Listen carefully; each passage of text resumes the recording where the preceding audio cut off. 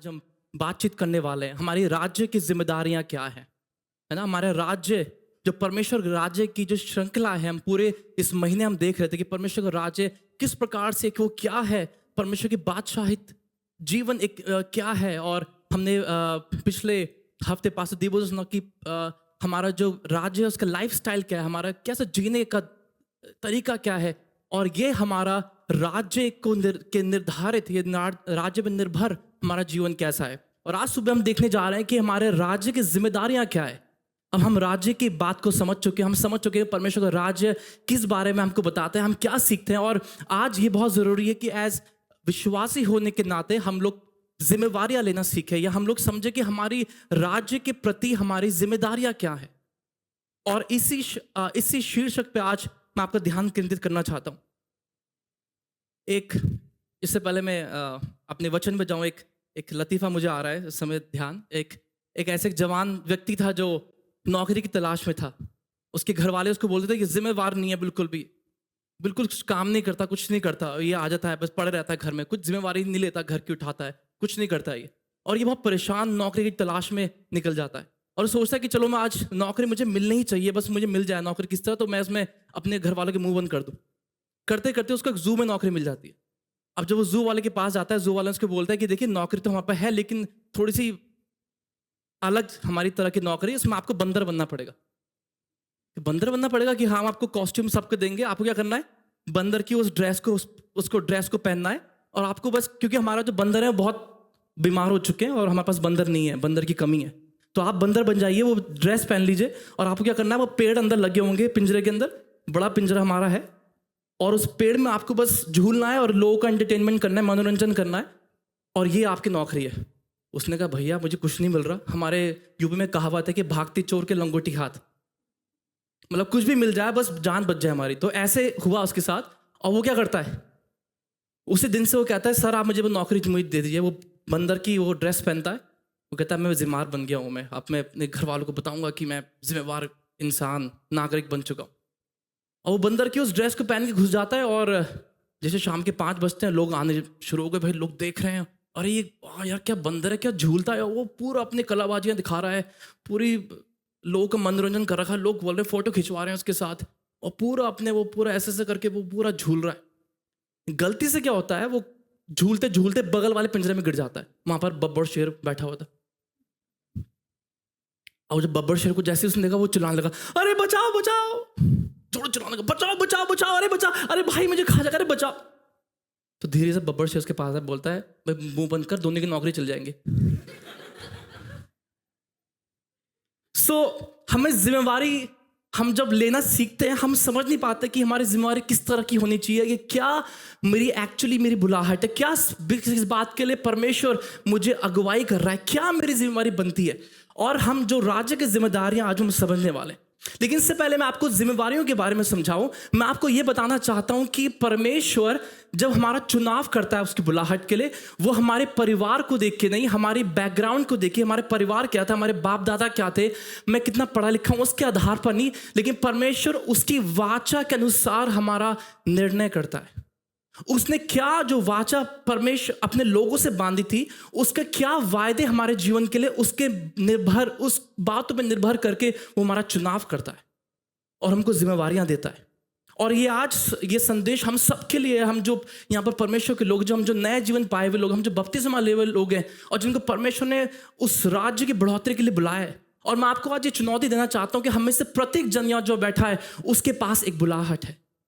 सिर्फ वो नहीं जो स्टेज पे यहाँ पर आके गाना गाते हैं, जो प्रचार करते हैं, हम सबके पास, प्रत्येक जीवन जो यहाँ बैठा है, हम सबके पास एक बुलाहट है। हमें उसमें हिस्सा लेना है आज। आमीन। आप सब मेरे साथ हैं आज सुबह। आमीन। जो परमेश्वर हमारा चुनाव करता है, वो हमारे उसके जो वाचा है, उसके जो वायदे हमारे लिए हैं, उसके आधार पर वो हमको हमारा चुनाव करता है। इसका मतलब परमेश्वर के राज्य की जो बुनियादी बातें हैं, वो उसकी वाचा पे निर्भर है पूर्ण रूप से, और इसके ऊपर ही परमेश्वर अपने राज्य की स्थापना करता है। आमीन। जब हम और बाइबल में 5 ऐसी वाचाएं हैं जो बहुत मुख्य रूप से परमेश्वर ने उसको समझाई है, या उसको मुख्य 5 वाचाएं हम बाइबल में पाते हैं। सबसे पहली वाचा परमेश्वर ने नूह से की, जो हम उत्पत्ति उसके 9 अध्याय में पाते हैं। और परमेश्वर ने नूह को बोला कि आज के बाद से मैं इस बाढ़ को नहीं भेजूंगा, और इसका चिन्ह ये हुआ कि तू एक, तो परमेश्वर ने नूह के साथ एक वाचा को बांधा। तो दूसरी वाचा हम देखते हैं, परमेश्वर ने अब्राहम के साथ वाचा को बांधा, बोला कि मैं तुझे जातियों का पिता बताऊंगा और तू मेरे लिए एक आशीष का कारण बनेगा, जो तुझे आशीष देंगे मैं उसको आशीष दूंगा। तो पूरी वो वाचा परमेश्वर ने अब्राहम के साथ बांधी। तो तीसरी वाचा हम पढ़ते हैं, वो निर्गमन उसके 20 अध्याय में परमेश्वर ने मूसा से बांधी 10 आज्ञाओं के रूप में।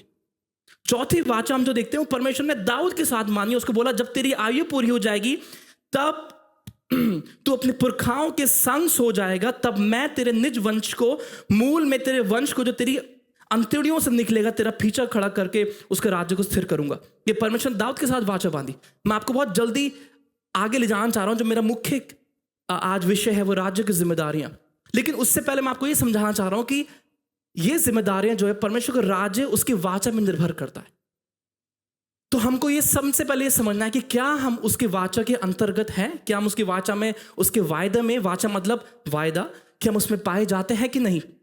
ओके, पांचवी जो वाचा हम देखते हैं वो है उस यीशु मसीह के उस नई वाचा जो यीशु मसीह ने अपने लहू बहा के पापों के क्षमा के द्वारा दी। और यीशु मसीह ने क्या बोला कि ये वाचा मेरे लहू में क्या है, ये जो कटोरा है मेरे लहू में नई वाचा है, जब कभी तुम इसको पियो मेरे स्मरण में यही किया करो। तो परमेश्वर एक नई वाचा के बारे में भी आपको बता रहा है, और हम उस नई वाचा के अनुसार उद्धार पाए हुए लोग हैं।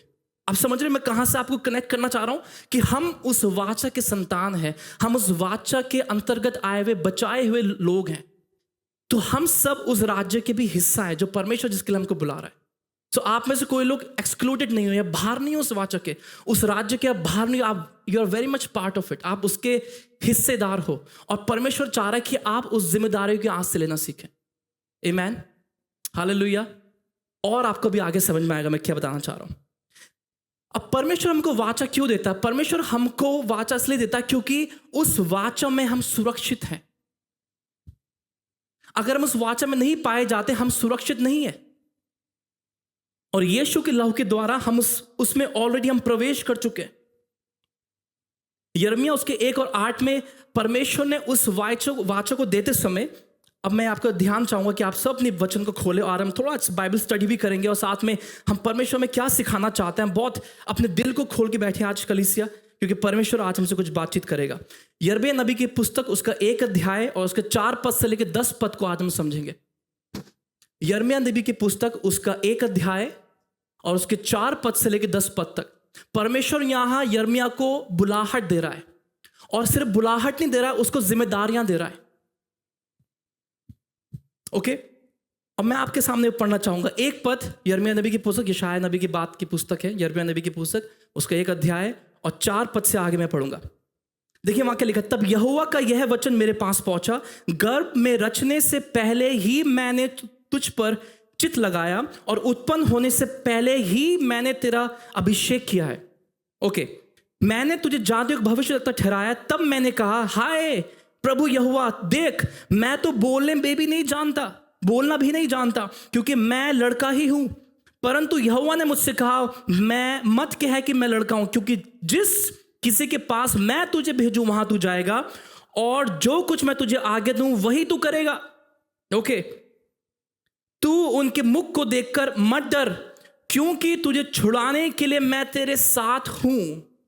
यहोवा की ही वाणी है।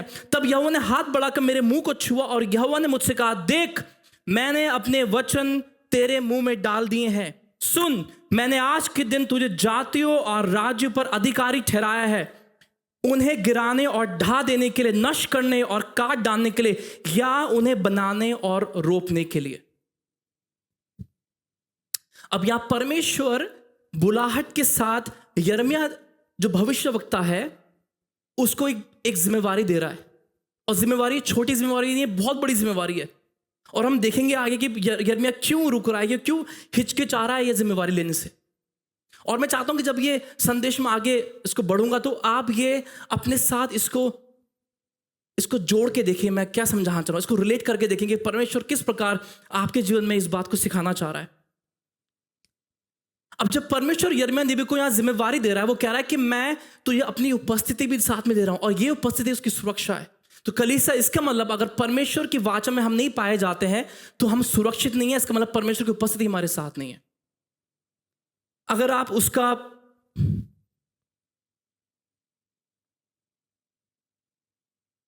अगर हम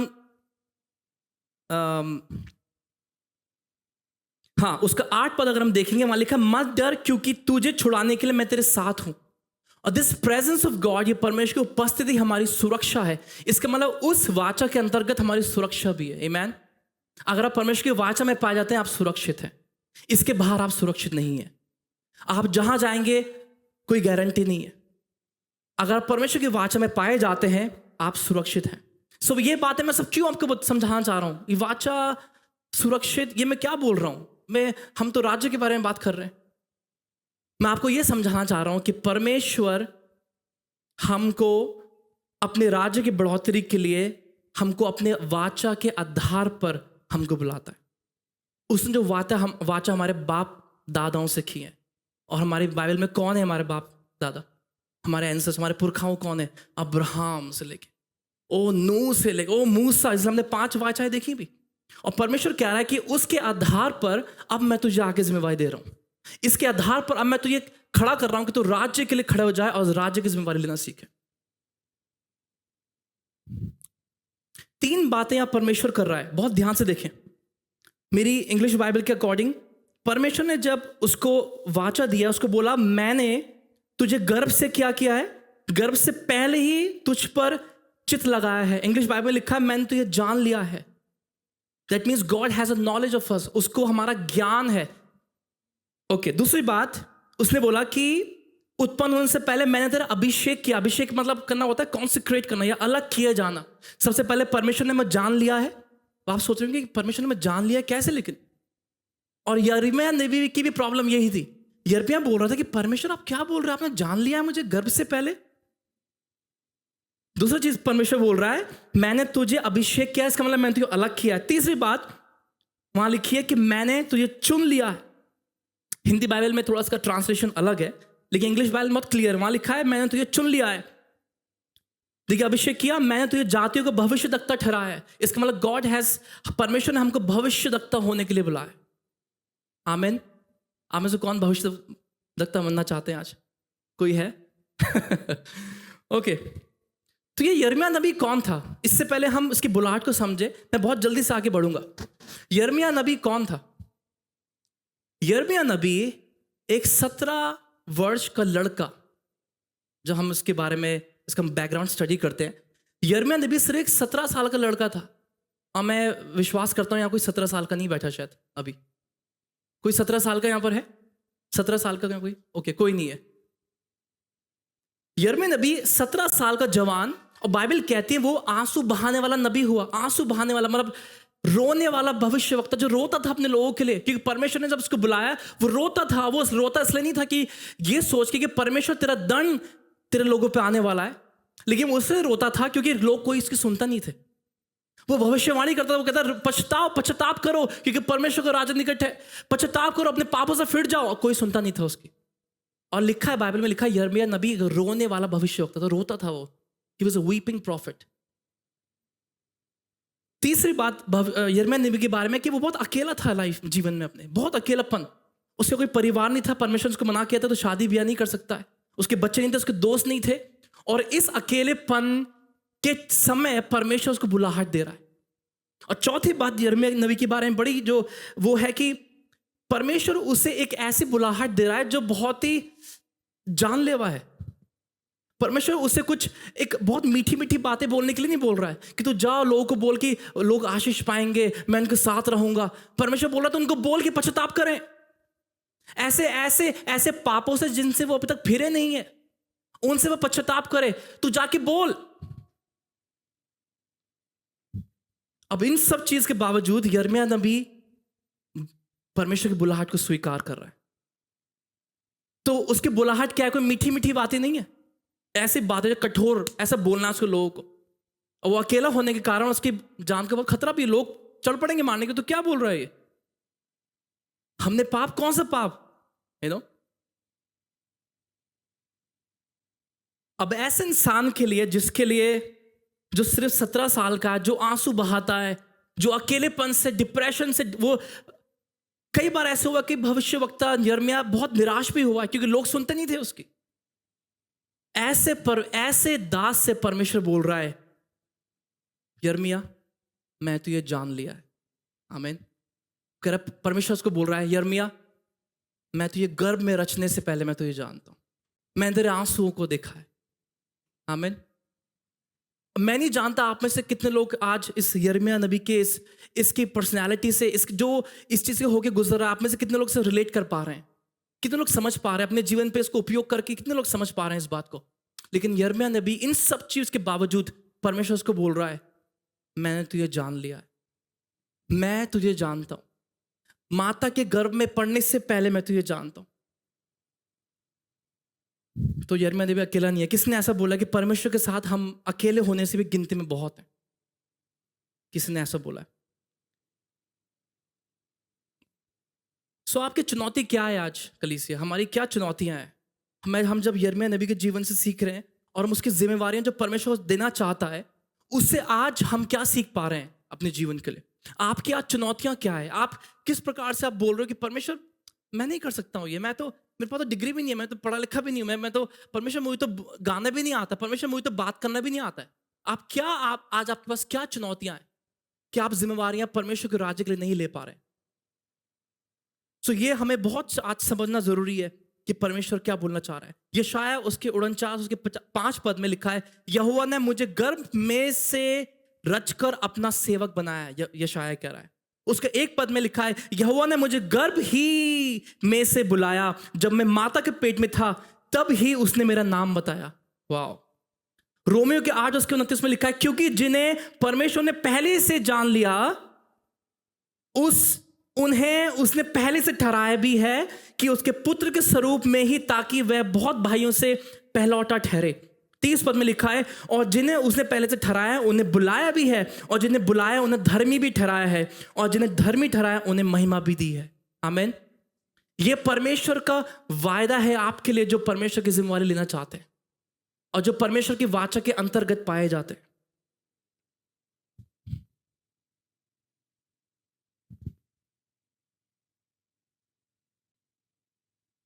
शायद परमेश्वर यिर्मयाह को बोल रहा हो कि यिर्मयाह तू सोच रहा है मैंने तुझे अभी भी जाना है? नहीं, मैंने तुझे अभी नहीं जाना। माता के गर्भ में पहले से परमेश्वर बोल रहा है, मैं तुझे जान चुका था और मैं तुझे ठहरा चुका था। तो इसका मतलब परमेश्वर ने हमारे इस धरती में आने से पहले ही, गर्भ में पड़ने से पहले ही परमेश्वर ने हमें क्वालिफाई कर दिया था अपने राज्य की सेवा के लिए। आमीन। परमेश्वर ने हमें ठहरा दिया था इससे पहले माता के गर्भ में आते।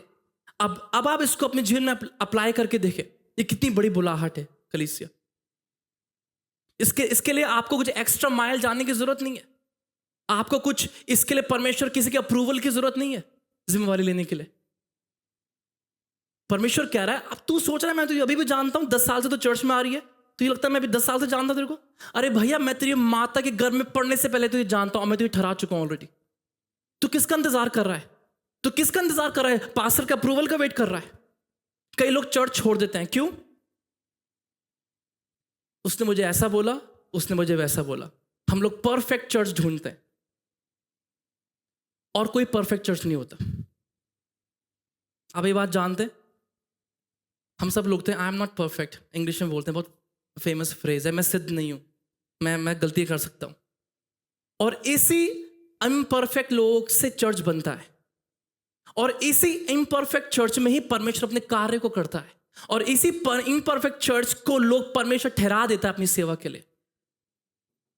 ये इम्परफेक्शन में हम परमेश्वर की महिमा होती है, इसी इम्परफेक्शन में, इसी असिद्धता में। और परमेश्वर यिर्मयाह को बहुत साफ साफ बोल रहा है, तू, मैं तो ये जान चुका यिर्मयाह, तू बस चुप कर, अभी तू मेरा काम कर ले जा, चल खड़े हो जा। और ये इसका पुराने नियम में हम जब इसका कल्चर में देखते हैं तो परमेश्वर को बोल रहा है, अपनी कमर कस, चल निकल यहां से, मेरे सेवा के लिए निकल। और ये आज सबके ऊपर हमारी बुलाहट है कि हम कितना तैयार हैं परमेश्वर की जिम्मेवारी को लेने के लिए। हम में से कितने लोग ने पिछले हफ्ते परमेश्वर के बारे में किसी को बताया? पिछले महीने कितने लोगों ने परमेश्वर के बारे में बताया? कितने लोगों ने चर्च में उनको इनवाइट किया कि भाई आप प्लीज आइए चर्च में? कितने लोगों ने नंबर एक्सचेंज किया, बोला भाई आप चर्च में आइए? हम क्या कर रहे हैं जिम्मेवारी लेके? परमेश्वर ने हमें वाचा में तो कर दिया है, अपनी सुरक्षा को हमको दे दी है, लेकिन हम जिम्मेवारी नहीं ले रहे हैं। एक पास्टर इस प्रकार से बोलते हैं कि परमेश्वर की सुरक्षा ऐसा है, परमेश्वर की वाचा ऐसा जैसे एक छाता होता है। कई लोगों के पास छाता लेकिन खोल नहीं रहे हैं। तो आपके पास वाचा हो सकती है, लेकिन आप जब तब तक खोलेंगे नहीं, आप उस वाचा में पा ही नहीं जाएंगे, आप उसको एंजॉय नहीं कर पाओगे। आमीन। परमेश्वर की वाचा में हमें जीवन सीखना जरूरी है, अपना जीवन को बिताना जरूरी है। और ये वाचा अभी से नहीं, परमेश्वर ने हजारों साल पहले अपने दासों को दे चुका है, और उस वाचा के अनुसार हम पाए जाते हैं, और उस वाचा के उस श्रृंखला में हम आते हैं, हमारी पीढ़ी आती है। तो आपको कुछ एक्स्ट्रा माइल करने की जरूरत नहीं, आप ऑलरेडी परमेश्वर की सुरक्षा चक्र में ऑलरेडी आ चुके हैं। आमीन। अभी हमें क्या करना है? सिर्फ जिम्मेवारी को लेना है परमेश्वर के राज्य के लिए। पहला शमूएल उसके 16 अध्याय के 6 पद में परमेश्वर शमूएल को बोल रहा है कि तू जाके अगले राजा जो इजराइल का होने वाला है उसको जाके अभिषेक कर। अब शमूएल निकल चुका है यीशु के पास, और वो यीशु से बोलता है तू अपने बेटे को ला। अब यीशु क्या कर रहा है? एक एक करके अपने बेटे को ला रहा है। अब क्योंकि इतनी बड़ी जिम्मेवारी मिलने वाली है, इजराइल का अगला राजा चुनाव होने वाला है, और परमेश्वर ने अपने दास शमूएल को बोला कि तू जा के क्या कर, अब अगले राजा का अभिषेक कर, मैं तुझे बताऊंगा क्या करना है। अब शमूएल वहां खड़ा है और शमूएल बोल रहा है कि यीशु अपने बेटे को लाओ। अच्छा ये आ चुका है कि नहीं ये नहीं है, ये नहीं है, कि परमेश्वर ये है, कि परमेश्वर नहीं, ओके नहीं है, ओके नेक्स्ट। वो अगला बेटा भेज रहा है कि परमेश्वर ये नहीं है, रिजेक्टेड। और एक एक करके परमेश्वर, एक एक करके शमूएल देख रहा है कि किसको परमेश्वर ने अगला राजा चुनने के लिए घोषित किया है या किसको ठहराया है। लेकिन शमूएल फिर बोल रहा है कि कोई बचा है क्या? अभी कोई ऐसा है जो अभी यहां पर खड़ा नहीं है, यहां पर आया नहीं है? कि हाँ एक है, वो सबसे छोटा है, गिनती में सबसे छोटा है। कौन था वो? दाऊद। क्या था दाऊद? एक मामूली गडरिया। और परमेश्वर शमूएल को क्या बोल रहा है? ही इज द वन, ये वो, इसका अभिषेक कर। क्योंकि शायद तुम सोच रहे हो कि एक गड़िया चलाने वाला क्या कर सकता है, लेकिन मैं तुम्हें बताऊं ये लोगों के आगे अगुवाई करेगा। तुम सोच रहे हो ये भेड़ बकरियां चलाने वाला क्या कर सकता है, लेकिन मैं तुम्हें बताऊं ये राज्य की स्थापना करेगा आगे। तुम सोच रहे हो कि ये जिसने आज तक कोई शारीरिक युद्ध भी नहीं लड़ा, ये क्या करेगा? परमेश्वर बोल रहा है इसने कई अपने युद्ध अपने घुटनों पे जीते हैं, ये वो राजा है, और तुम उसको अंडर एस्टिमेट कर रहे हो। ये शायद सबसे छोटा हो सकता है, गिनती में सबसे कमजोर हो सकता है, सबसे ज्यादा तिरस्कृत अपने भाइयों में। परमेश्वर कह रहा है मैं उसको अगला राजा बनाऊंगा, मैं इसको जिम्मेवारी देने वाला हूं। आप देख रहे हैं परमेश्वर की क्वालिफिकेशन क्या है। परमेश्वर जो सीवी आपसे मांगता है उसमें क्या क्वालिफिकेशन रिक्वायरमेंट है।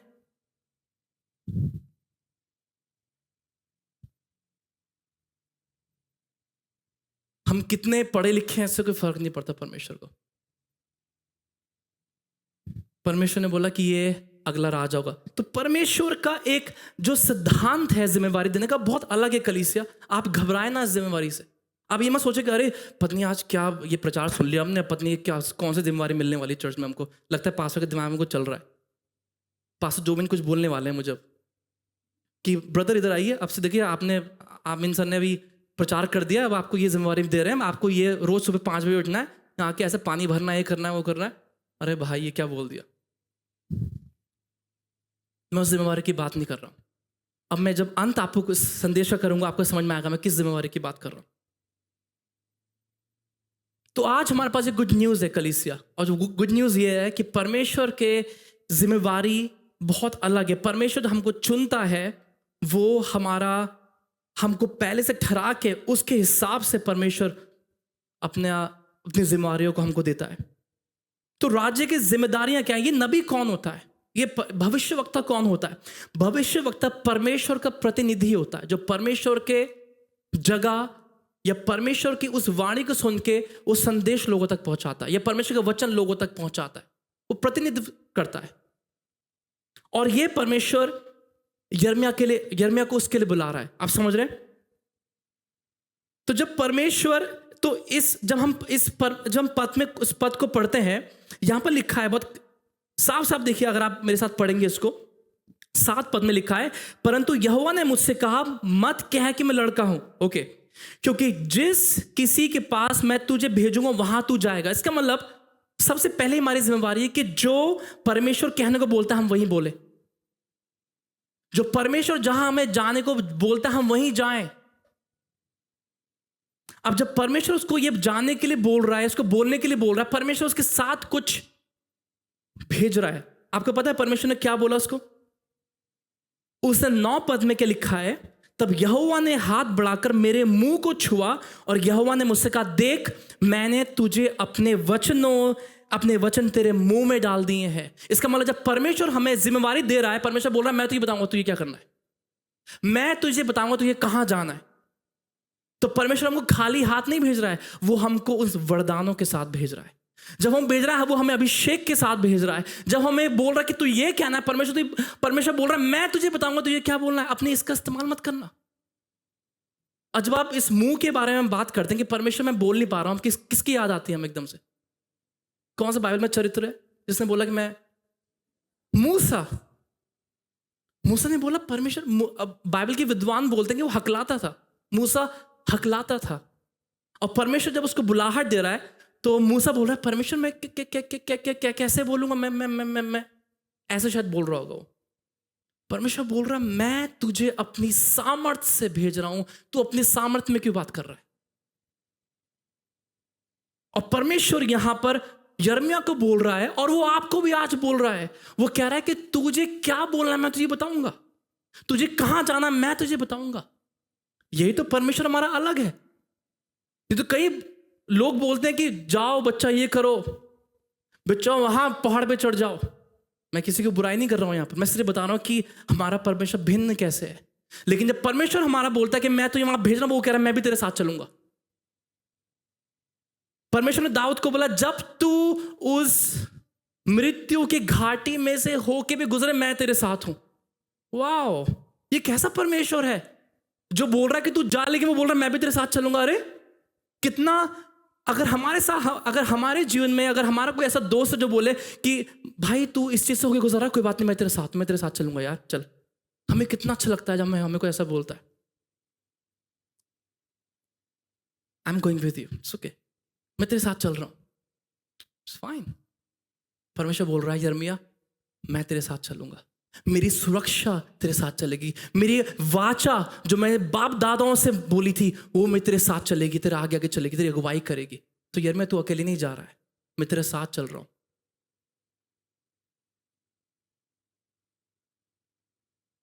दूसरी बात जो परमेश्वर ने यिर्मयाह को बोली वो बड़ी कठोर थी। परमेश्वर ने 6 बड़े ऐसे बहुत सामर्थ्य शब्द बोले हैं जो हम 10 पद में पाते हैं। सुन, मैंने आज के दिन तुझे जातियों और राज्यों पर अधिकारी ठहराया। आगे पढ़िए क्या लिखा है, उन्हें गिराने, अरे बाप रे, और ढा देने के लिए, अरे अरे अरे अरे क्या बोल दिया, नष्ट करने और काट डालने के लिए। ओ हाँ, लेकिन सिर्फ 4 ऐसे बड़े बड़े शब्द बोलने का परमेश्वर 2 बहुत पॉजिटिव शब्द बोल रहा है। वो बोल रहा है या उन्हें बनाने और रोपने के लिए। तो ये क्या परमेश्वर क्या बोल रहा है, क्या काटना है मुझे, क्या तोड़ना है?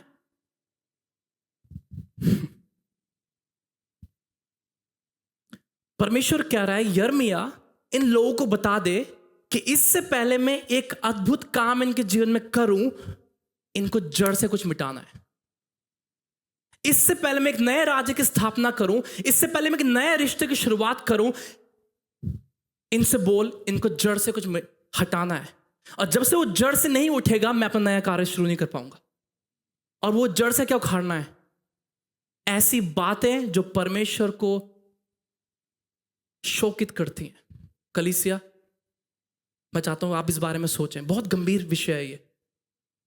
परमेश्वर यिर्मयाह को बोल रहा है क्योंकि मैं अपने लोगों से परमेश्वर ने क्या क्या अद्भुत काम किए। परमेश्वर लाल समुद्र को दो भाग में कर दिया। लोगों ने इतने चमत्कार, बड़े बड़े चमत्कार देखे, इसके बाद भी ये अपने उन देवी देवताओं को पूछने लगे। इनसे बोले जब तक उखाड़ेंगे नहीं, जब तक तुमको नष्ट नहीं करेगा, मैं एक नई शुरुआत नहीं करूंगा। और परमेश्वर बोला इनको बोल, क्या शब्द बोले परमेश्वर ने, और मैं तुझे अधिकारी ठहराऊंगा। परमेश्वर आपको आज बोल रहा है, मैं तुझे अधिकारी ठहराऊंगा। किस चीज के लिए? ढा देने के लिए, और नष्ट करने के लिए, काट डालने के लिए। और ये परमेश्वर आज में बुला रहा है कलीसिया, हमें शैतान कैसे कई गड़े नष्ट करने हैं इस चंडीगढ़ सिटी में। मैन, इस ट्राई सिटी में हमें कई चीजें ढानी है परमेश्वर के लिए, क्योंकि परमेश्वर के राज्य की स्थापना तब तक नहीं हो पाएगी जब तक हमें इन गढ़ों को हम नहीं हिलाएंगे यीशु के नाम से। और जब ये गढ़ ढह जाएंगे, परमेश्वर का अद्भुत कार्य शुरू हो जाएगा ट्राई सिटी में। परमेश्वर परेशान हो चुका था अपने लोगों की इस पापों को देखकर, और परमेश्वर कह रहा है कि इनके ऐसे कई पाप है जो जिनके लिए ना पछताए भी नहीं है, लोग पश्चाताप भी नहीं किया है। और मैं नहीं जानता कि आपके जीवन में ऐसे कैसे पाप हैं जिनके लिए आपने पश्चाताप भी नहीं किया आज तक। परमेश्वर कह रहा है उनको नष्ट कर दे। परमेश्वर कह रहा है इनको ढा दे, गिरा दे, इनको तोड़ दे, इनको जड़ से उखाड़ दे, क्योंकि मैं जो तो काम करने वाला हूं वो तब तक नहीं हो पाएगा जब तक उनको उखाड़ेगा नहीं जड़ से। और परमेश्वर के राज्य की स्थापना होगी इस संसार में। तो इससे पहले कलीसिया हम जिम्मेवारी लें, और इससे पहले हम परमेश्वर के लिए आगे बढ़े, हमें कुछ काटना है, हमें कुछ नष्ट करना है। क्या आप तैयार हैं कुछ गिराने के लिए? क्या आप जिम्मेवारी लेने के लिए तैयार हैं? आमीन। अब हम अपने रोज के जो काम करते हैं, हमारा जो दिनचर्या होता है, उसमें हम परमेश्वर के राज्य की स्थापना कैसे कर सकते हैं? आपको पता है यीशु मसीह, बहुत ध्यान सुनने ये वाली बात मेरी, यीशु मसीह बढ़ाई बनने के लिए पैदा नहीं हुआ था, लेकिन फिर भी यीशु मसीह ने 30 साल वो काम किया जिसके लिए वो बुलाया नहीं गया था। मैं फिर से बोलूंगा, यीशु मसीह बढ़ाई कारपेंटर बनने के लिए पैदा नहीं हुआ था, लेकिन फिर भी यीशु ने 30 साल वो काम किया जिसके लिए वो बुलाया नहीं गया था। और उसको ही पता था कि जो मैं टेबलें बना रहा हूं, कुर्से बना रहा हूं, ये परमेश्वर की बुलाहट को पूरा नहीं करेगा, लेकिन उसको ये पता था कि मैं उस तैयारी में ऑलरेडी आ चुका हूं। मैं अपने आप को तैयार कर रहा हूं, ये 30 साल अपने आप को जिम्मेवार बना रहा हूं, ताकि इस 30 साल के अपनी तैयारी के बाद सिर्फ मुझे 3.5 साल लगे पूरी दुनिया को पलटने में। आमीन। यीशु मसीह ने उस बुलाहट को बहुत अलग रूप से समझा है। और हम क्या सोचते हैं कई बार कि एक आत्मिक कार्य को पूरा करने के लिए हमें आत्मिक जिम्मेवारी में होना जरूरी होता है, या हमें एक आत्मिक वातावरण में, या आत्मिक माहौल में, या मेरे आत्मिक लोग में होके ही मैं एक आत्मिक कार्य को पूरा कर सकता हूं। यह जरूरी नहीं है। आप अपने शारीरिक कामों को करते समय भी परमेश्वर के उस आत्मिक कार्य को पूरा कर सकते हैं। आमीन। आप में से कितने लोगों को परमेश्वर ने एक ऐसे जगह में रखा है जहां पर आत्मिक वातावरण नहीं है? परमेश्वर ने आप में से कितने लोग ऐसे जॉब्स, अभी वर्क प्लेसेस में रखा है जहां पर आत्मिक वातावरण नहीं है, आपके कोलिग्स आत्मिक नहीं है? लेकिन आपको आज यह जानना है कि परमेश्वर ऐसे जगहों में रख के भी मुझे एक राज्य की तैयारी, राज्य की उस जिम्मेदारी के लिए तैयार कर रहा है। और परमेश्वर मुझे यहां पर एक गवाही का कारण बनाने के लिए परमेश्वर ने मुझे ऐसे वातावरण में रखा हुआ है। और मैं आपको बताना चाहता हूं, आप फिर भी परमेश्वर के राज्य की जिम्मेवारी को कर रहे हैं, पूरा कर रहे हैं।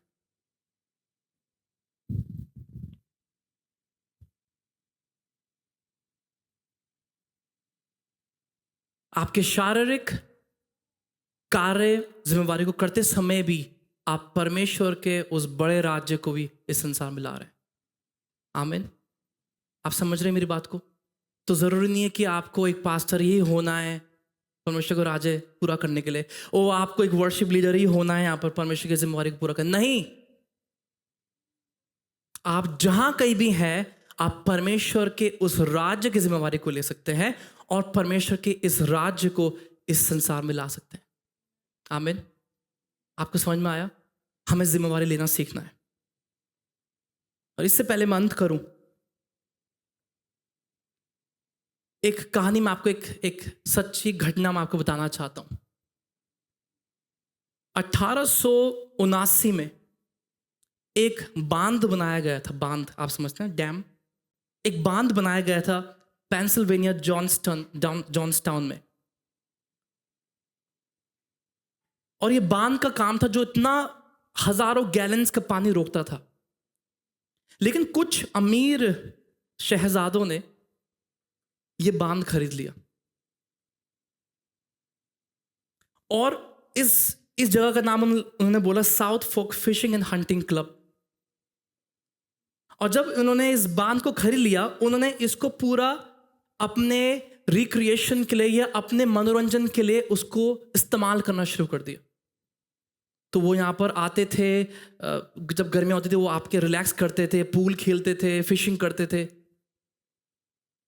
और जब इसको उन्होंने खरीदा था, उस खरीदते समय जिसके जो पुराने जो हकदार थे, उन्होंने उनको समझाया था कि ये बहुत कमज़ोर हो चुका है बांध, और ये बहुत ज़रूरी है कि आप उससे पहले इसको आगे इस्तेमाल करें, इसको आप इसकी जिम्मेवारी लें और इसको आप ठीक करें, क्योंकि इस बांध में छेद हो चुके थे। और ये सच्ची घटना है। लेकिन कुछ नहीं हुआ। और एक ऐसा समय आया जब बहुत बारिश होने लगी और तूफान आने लगा, और एक दिन ये बांध टूट गया। और आपको पता है इसका परिणाम क्या हुआ? ये इतना तेजी से शहर की तरफ बढ़ा ये बांध का पानी। और 10 साल के बाद ऐसा हुआ, 10 साल के बाद, इसका मतलब 1989 में ऐसा हुआ। और जब ये बांध का पानी टूट गया और ये पानी बहने लगा, ये इतनी तेजी से बहा, और इसने पूरे पेंसिल्वेनिया जो जॉन्सटाउन था, पूरे लोगों को इसने साफ कर दिया। लगभग 2000 लोग मारे गए इसमें। और लगभग इसकी जो ऊंचाई थी पानी की, लगभग 63 फीट ऊंचा ये पानी था। इसकी लहरें 63 फीट ऊंची थी।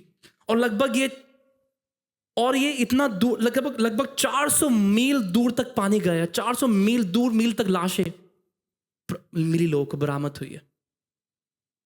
ये सब क्यों हुआ? क्योंकि किसी ने जिम्मेवारी नहीं ली। कोई था जिसने जिम्मेवारी लेने से चूक गया। कोई था जिसको और बातें जिम्मेवारी लेने से ज्यादा बेहतर लगी।